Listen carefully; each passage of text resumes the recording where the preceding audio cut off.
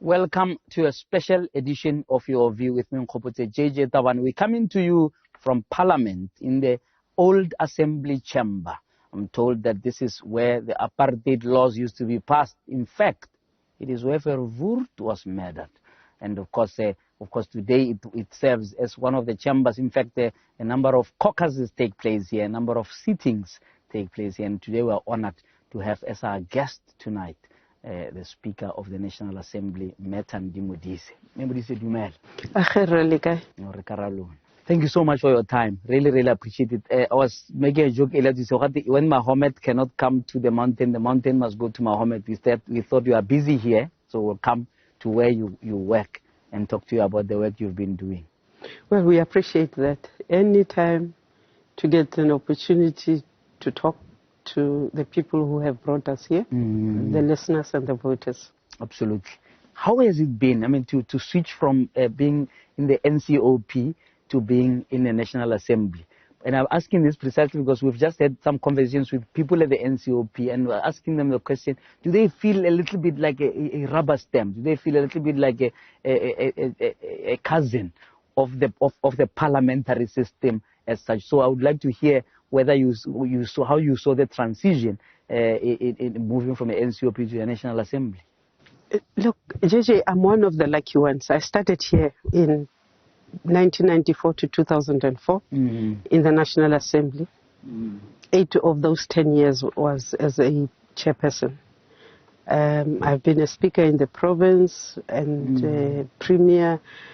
But then the last 5 years was quite educative because the National Assembly and the provincial legislature have exactly the same rules, almost the same powers. The transition from having now to reflect more on provinces to play a more direct intergovernmental relations as in the north in the NCOP is less this side. This side, the House is bigger. It elects the president, it can remove the president, it introduces laws, introduces the budget. It has more members, and of course it has more of the executive and more parties. The NCOP has about 5-6 parties. We've got 14.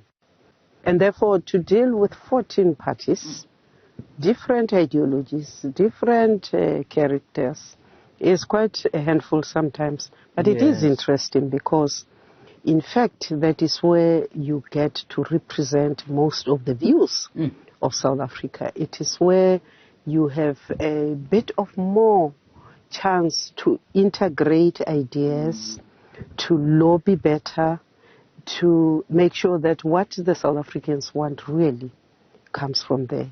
And it has one up on the NCOP because you are directly elected from your party list.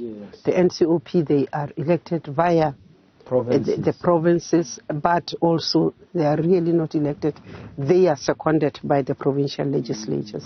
So it's quite an interesting thing, but perhaps befitting for me to go back to the NCOP at this point of my life. You mean the National Assembly, to come back to the National Assembly? Yes. There's been a lot, if you look at the 5th Parliament, there was a huge tension about how do you balance being the Speaker, right, who must be the Speaker for all, as well as being a member of the ANC, as we know you are at the heart, and that you cannot, apologize for. But how do you balance those two,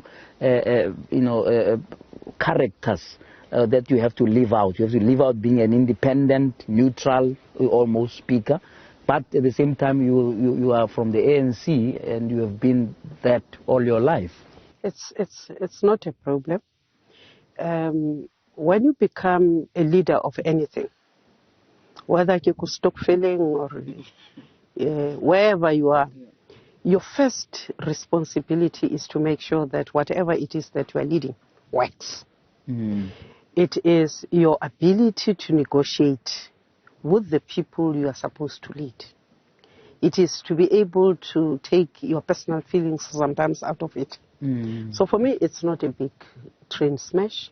I have practiced enough in being a presiding officer, having started in the Northwest and the NCOP. The most important thing is that once you get into the presiding chair, you are the leader of the House. You are the authority. Everybody in the House, starting with the President, takes orders from you. That is powerful enough for you to forget anything else. It is important to do that, because if you don't do that, you're going to have a divided House. You're going to be challenged. You're going to be undermined. So the presiding officers try to be as unbiased as possible. It's important for me to take the same stand against an ANC member as I would take against any other member from the opposition side, because if I don't do that, I'm going to lose it. And it is important for me to make sure that sometimes if I have any bias, my bias might be to the smaller parties, those who represent, who have 1 seat, 2 seats, that I might sometimes let the clock tick for 30 seconds more, because I think it is important that every constituency in South Africa has a chance to say something. So if there is any bias, it might come at the time to allow people to say something, but to accord all South Africans the dignity they deserve through their representatives in the House. It's interesting you raised that, because I want this a theme I wanted to explore. Having been in the Northwest, in NCOP and now National Assembly, and I'm sure having traveled around the world to see how other parliaments operate, do you think that our model of debate, right, is actually effective? I mean, I don't know whether you watched the debate in the British Parliament on the Brexit.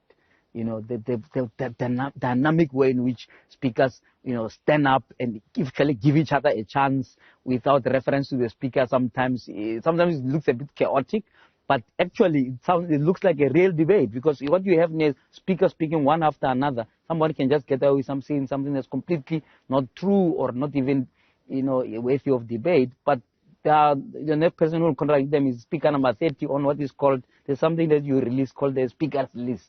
Right? What do you think of that? Do you really think we could improve the manner of debate? It is actually regulated. The speaker does call out the next speaker. What sometimes you see on the floor of the House is the interventions and the interjections. And sometimes, even in the South African Parliament, members are allowed to interject. Members are allowed to do heckling. And that is what the Brits do better than us, because they can heckle one another without being crude. And that is one of the things that we keep on saying to members. You can make exactly the same point without going down. You can actually destabilize, because sometimes when they heckle you, they want you to lose your train of thoughts, your arguments, then you are defocused. That is the reason why parliamentarians and politicians heckle one another. So you can do that smartly. You can defocus your opponent without really being base. And that is what makes the tedious job of sitting in the chamber hour after hour bearable. We must allow for that. It is only when the House degenerates that presiding officers really get concerned, because when we degenerate, that voice that the one party might not agree with from the other is actually representing a view somewhere out there in the streets in the villages of South Africa. And that is the voice we do not want to see killed in our chambers. And the whole issue of time, I mean, sometimes you find that smaller parties given 2 minutes, right, to talk in a huge debate. Is there something that you're thinking how that could be adjusted so that it shouldn't follow that if you have 2 seats, it means you really have 2 minutes? Believe you me, since 1994, that matter has been on the table. On the other hand, parliamentarians would argue that if you want more time, go do better in the streets, get the votes, so that. But then we kept that time. Right now, the minimum time a member can speak is 3 minutes. It depends also on the type of issue that is on the table. That you can then say, well, on this particular one, if the member, even from the smallest of parties, introduces, the time allocation would be the same, introduces a topic for debate, then they would have as much time as any other member in the House that introduced. Yes, yes. But during a debate, you have allocated time slots within which to finish a particular item. So that time is divided up, and it is divided according to the size of the party. Wonderful. Have you done an audit? I want to talk a little more about this now. Have you made an assessment of the legislative interventions of over the last 25 years from a point of view of either removing legislation that was passed here, where the very roots of this world, right, and making sure that some of the legislation that is not in line with the Constitution, right, is aligned to the Constitution? Has that audit been made? Because a couple of years ago there was this thing that says there's some 700 laws that on the statutes that in fact should be removed because they're actually irrelevant, and Parliament has sort of ignored those, etc. Give me a sense of comfort there. Look, let me go back to the Northwest, because in the 2004-2009 period, we started a project there where we said we want to have a look at the laws, the provincial laws. In our case, it would have included the Botswana laws, which we then wanted to categorize, look at, and then say must be repealed. Yes. In the 2014-2019 period, the Speakers Forum came together, and we set up the high-level panel, which was led by Ndade Kgalema-Motlanthe, which was supposed to do precisely this. Go through the category of laws, tell us which laws, which impact from 1994 to 2014, the laws we've passed, have they had any positive or negative impact? Look at the laws before that period. What laws must we absolutely kick out?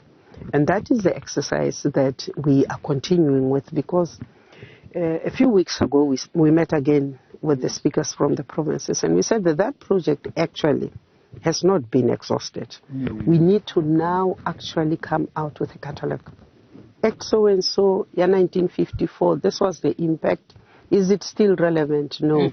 Repeal processes start. So we're going to go through that. We're thinking that the Sixth Parliament must do that ruthlessly, so that you do not have South Africans still being subjected to the laws which used to oppress them. Absolutely. Malema is in court there, or something called the Riotous Assemblies Act of 1950-something. Yes, which prevented people to associate and gather. Yes, so we're looking through laws like that to get rid out of our books.